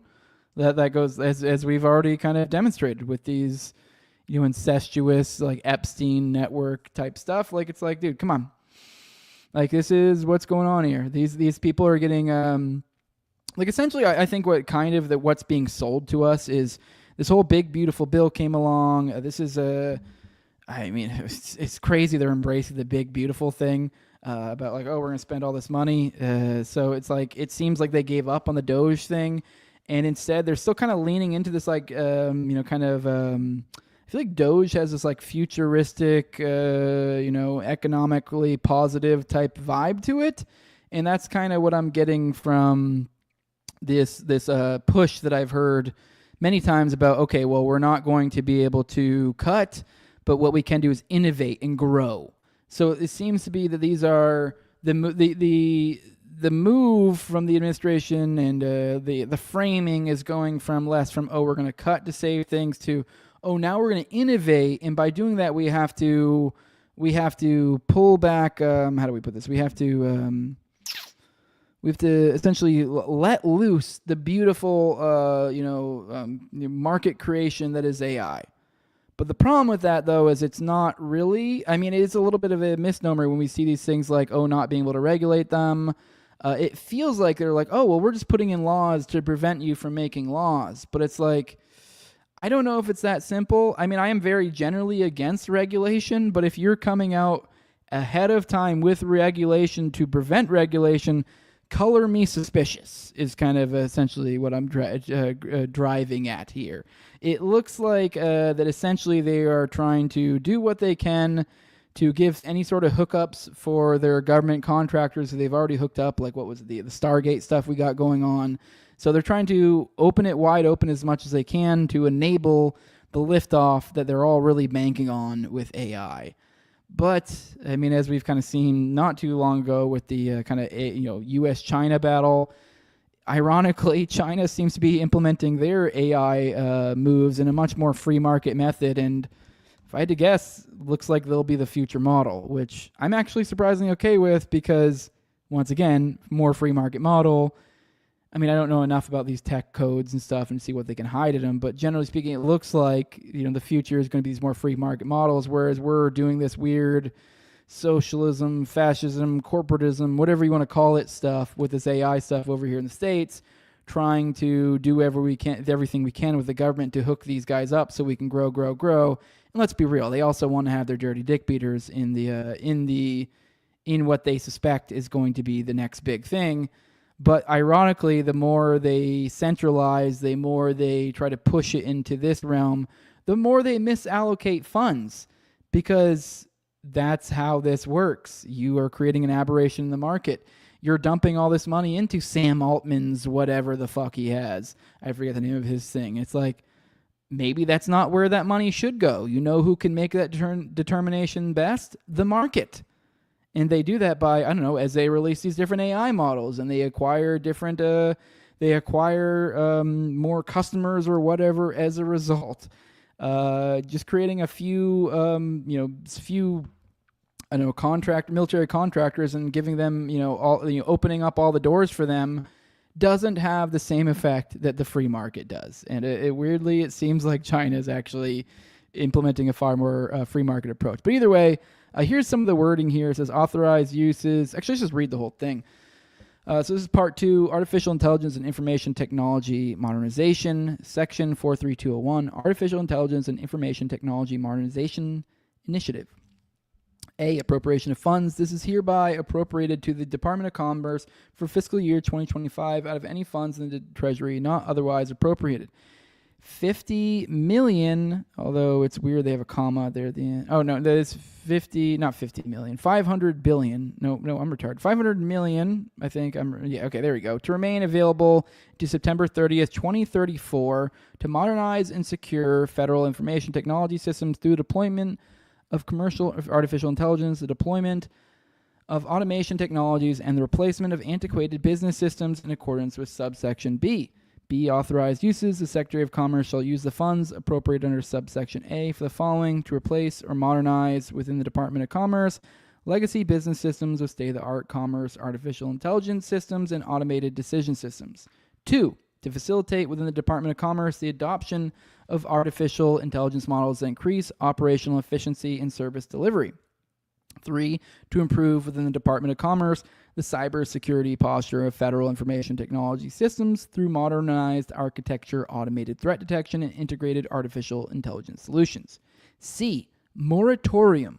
1, in general, except as provided in paragraph 2, no state or political subdivision thereof may enforce during the 10-year period beginning on the date of the enactment of this act any law or regulation of that state or a political subdivision thereof limiting, restricting, or otherwise regulating artificial intelligence models, artificial intelligence systems, or automated decision systems entered into interstate commerce. So that's the, there's more, but that's it goes into the next page and it wouldn't make sense to read the rest. So yeah, no, we have a 10-year period where I guess we're not going to be allowed to do anything with this shit, which is legal, which is weird because I'm here as a libertarian, kind of, I guess, in a weird way defending regulation. Although, like, it just is bizarre to have these pre-regulations preventing regulation. It's like, and it's also like, why are you doing this? What are you trying to prevent? What type of regulation are you trying to prevent? What is the concern here? It just I don't know. I guess consider me a little bit torn in a certain sense, in a certain like a theory sense. Although in a very real world sense, I am very much like, what the fuck are you doing? I very much am very concerned. This is weird. Why are you doing this? Let's scroll through. Let's see what all you guys say. Did you CIA says Hustle Bones. Brett, how would you like to make a ton of money and serve your country of Israel? Brett, I like turtles. All right, scrolling through. Stay tuned. There are more bills coming. We'll see. He's saying he's best at, he knows how to leverage debt. That's what he's best at. I don't know. He didn't do a real great job last time around, so we'll see. We'll see soon. So is there anything we should spend money on? Of course, there's definitely things we should spend money on. I mean, I guess it depends. Well, I don't know. Actually, no. I actually completely disagree. There is nothing we should spend money on. But but to be fair, there's levels to this. Like I'm an anarchist at heart. So like, I don't think it should exist. But like, if we are to accept that it does exist and like there are I definitely have preferences of things to spend money on. That might be a better way to put it. So like in a pragmatic sense, I guess yes. So, but there's a caveat there. In a certain sense, no. Wiseluck says that there's no political solution. Vote local if you vote at all, because it's most likely to create some change. I agree. Exactly. That's where I'm at. Guns, ammo, water, food, medical, and Jose's Patreon. Exactly. That's what will get you through the coming apocalypse. A $2 subscription to my Patreon over at patreon.com/NoWayJose2020. Scrolling through. All right, let's get on to the next story. I have another one kind of, I wanted to really show the way in which the FBI just really, in a very methodological manner, just obscures truth. Like, I titled this FBI's Methodical Lies, but it's almost not even fair to call it, this is like top level Jew stuff. Like, obviously, I once again, I don't literally mean it to say anything, but like just into like playing word games. This is like, they're not even really lying. It's just that they're finding ways to lie without lying. And this is a great example of it. Although there are plenty of examples of them actually literally lying too. But it's like they do try to bend it to the degree they can while still sort of being able to say we didn't lie. And that's what we're seeing here. This is from the homie Richard Booth. It says FBI's Sentinel CRS system has built-in feature to hide documents from Discovery and FOIA. This is a follow-up story on an ongoing sub-saga of FBI FOIA avoidance and abuse. The part one you can find the link to here. This is this is Richard's Substack, which is okcfacts.substack.com. So Senator Chuck Grassley listed an FBI document recently that details a hidden feature in the FBI's current central record system called Sentinel, which replaced the previous system ACS around 2005. Here's a summary of the change from ACS to Sentinel from X's Grok, which is largely accurate. So yes, the FBI replaced its automated case support record-keeping system with a new system called Sentinel. The transition to Sentinel began in 2005, and the system was fully developed in 2012. Details. ACS background. The ACS was a legacy system developed in-house by the FBI, used to manage documents related to investigative cases. By the early 2000s, it was considered outdated, cumbersome, and inefficient, relying on obsolete 1970s-era technology like the Natural Programming Language, ADABAS database, and IBM 3270 green screen terminals.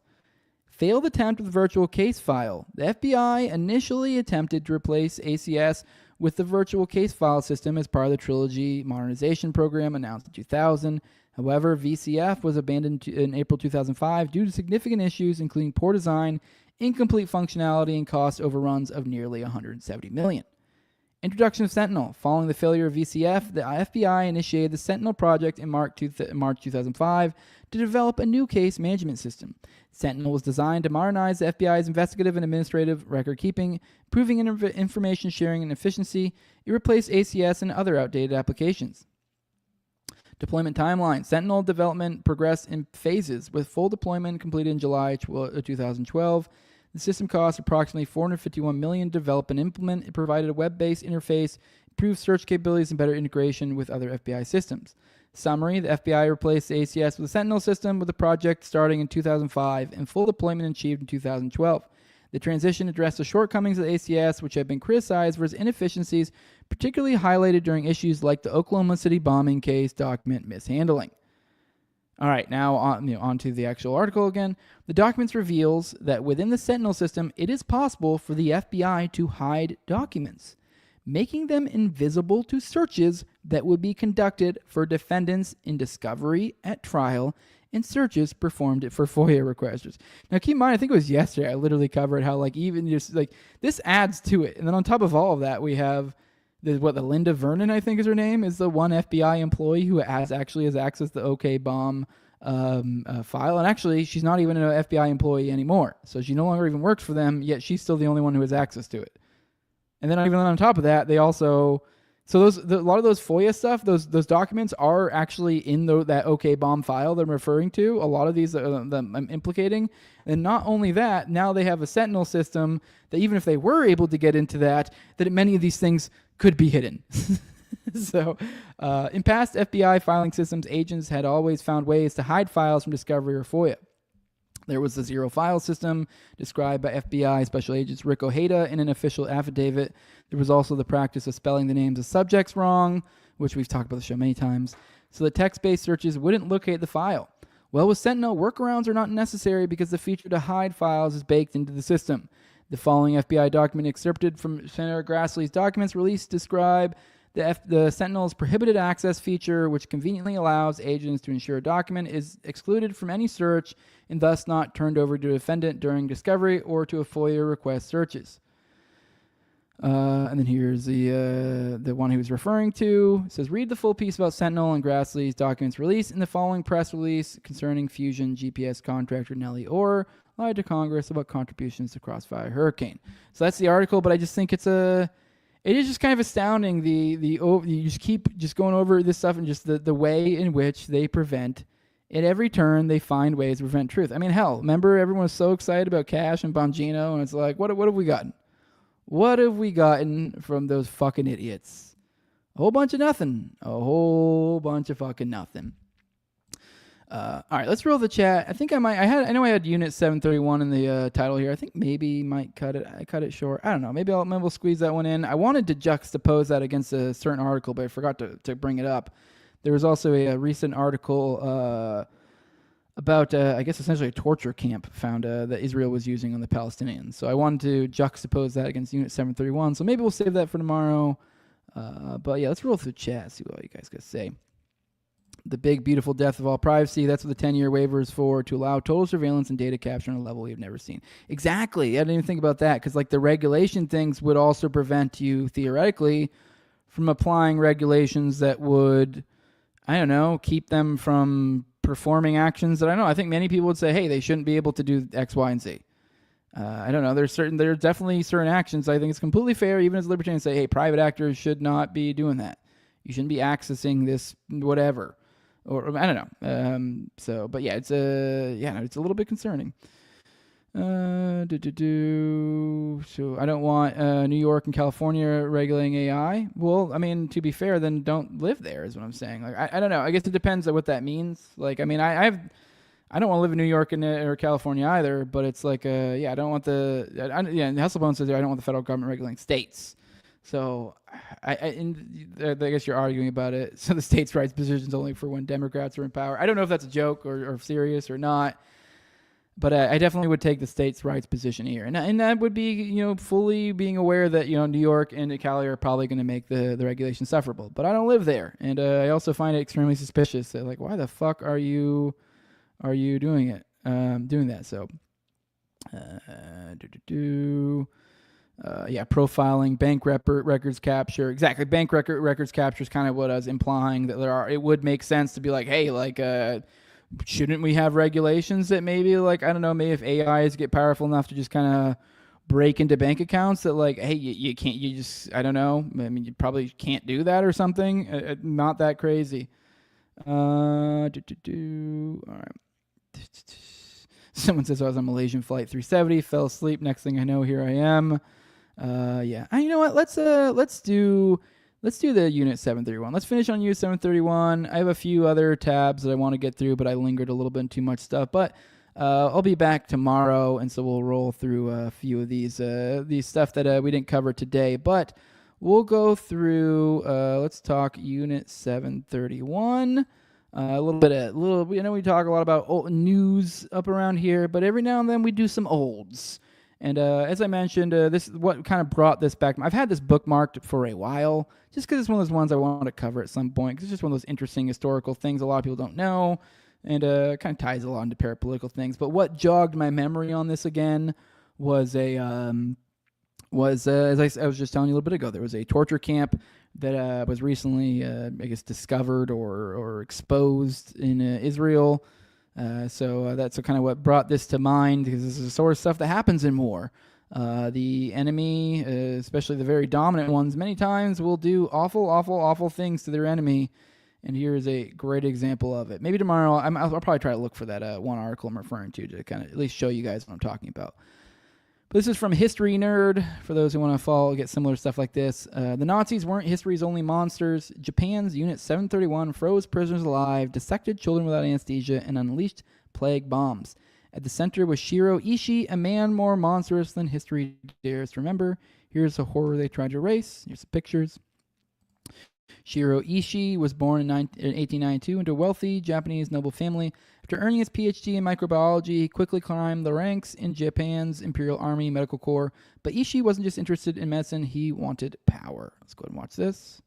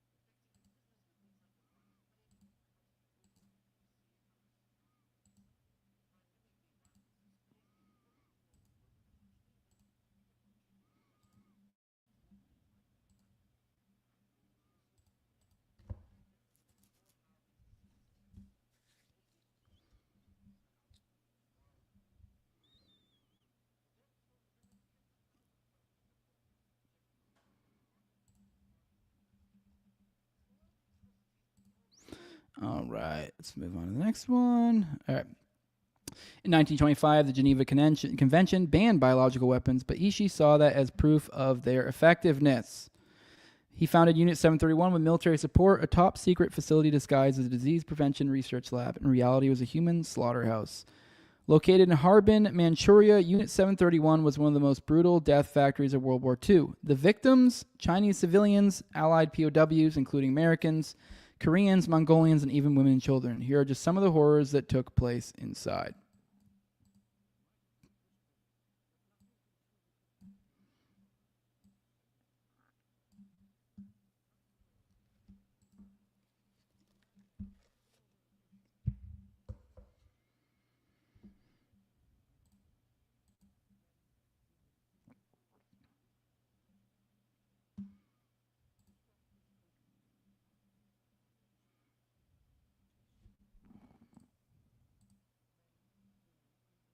All right, I had to back up on that one. I had a real okay. I know it's fucked up. And we're talking about awful things, but men, women, and even dwarves. That is quite a double take there. But okay, what a weird.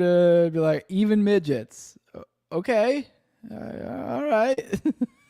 I mean, yeah, don't kill midgets. It's just oddly specific. Okay, there were midgets there too. All right.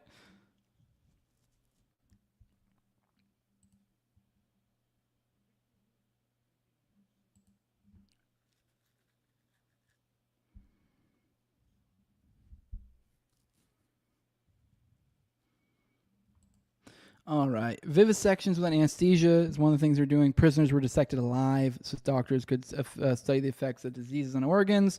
No painkillers were used. They were infected with diseases like plague, syphilis, and anthrax. Once the disease spread, the doctors cut them open while still alive to examine its effects in real life. Organs were removed one by one while the prisoners were still conscious. After the experiments, the victims were either burned, buried, or dissected for further study.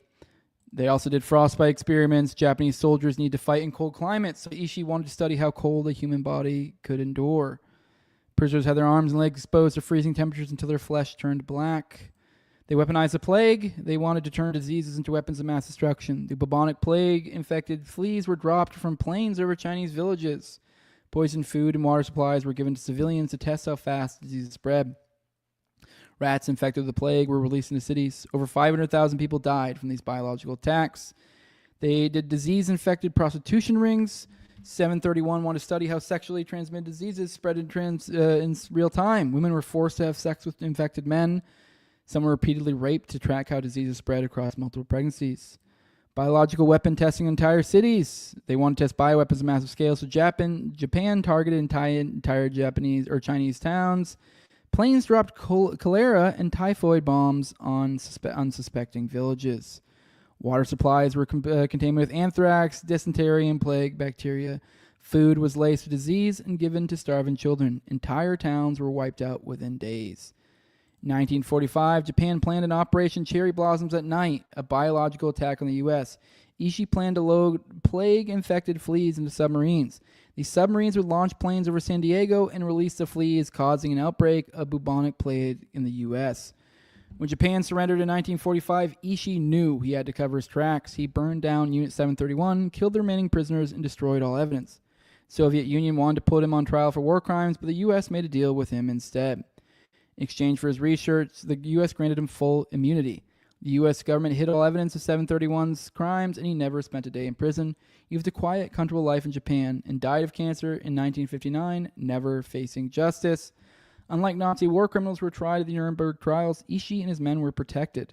Some former 731 scientists even helped develop Japan's modern pharmaceutical industry. Yeah, so this is a lot of people don't realize with like a lot of the paperclip stuff. A lot of these guys came over too. So yeah, that's kind of what we're looking at here. Let's roll through the chat and then we'll get out of here. So I figured I'd let you guys know about that. Great. Was there no audio coming through? I did it again. Whatever. I only watched like two. Okay, sorry guys. We did the mute thing again. God damn it. The one time I look away, I would have been really good, checked all the other ones. But okay, they did. So I guess it'll be even funnier when you guys, when there's no audio and I'm talking about midgets. So, but yeah, it did say in that video, they did legit say, oh yeah, and midgets, they're killing midgets here. I'm like, oh, okay.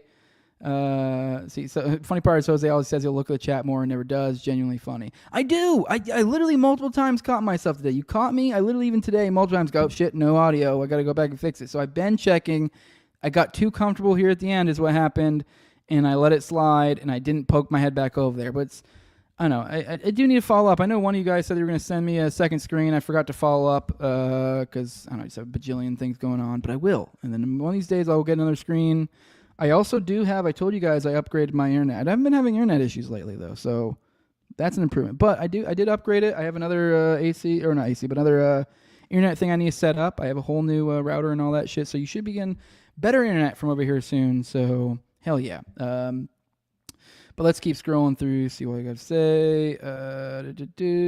Man, you guys got really chatty all of a sudden.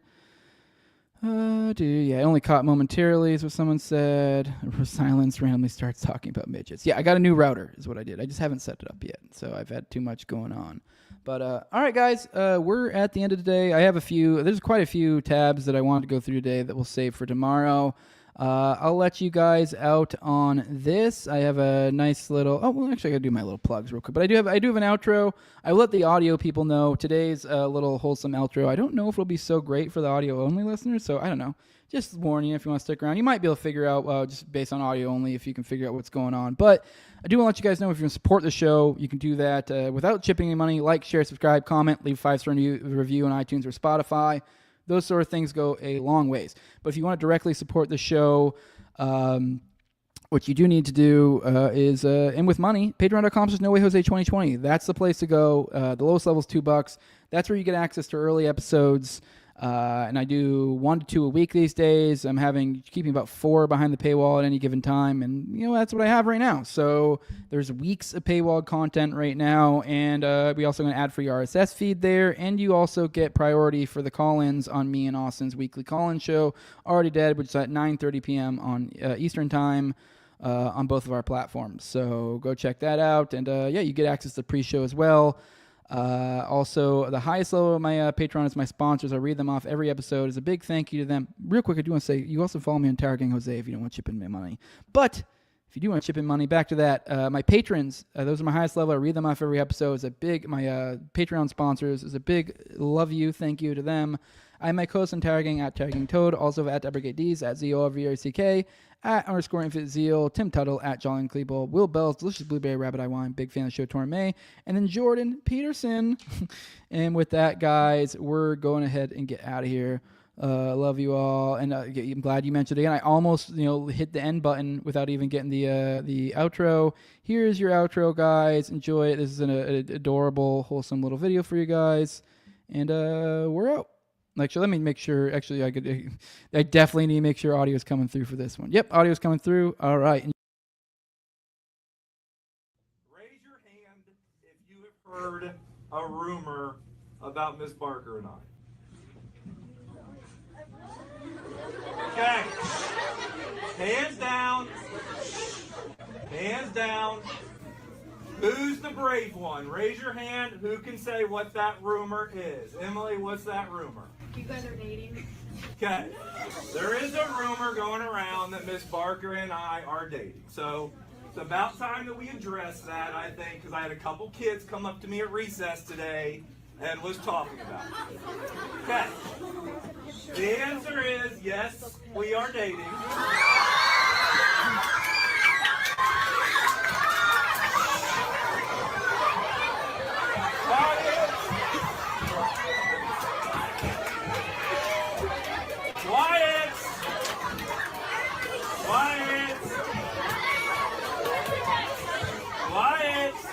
And we are a little bit more than dating.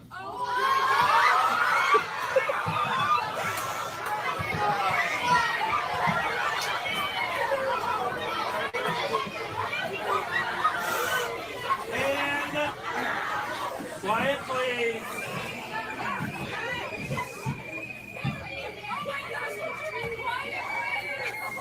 We are a little bit more than dating because I am completely in love with her.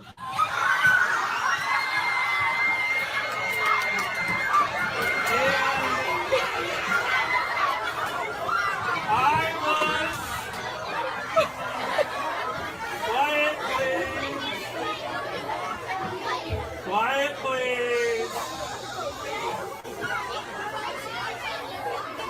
Quiet, please.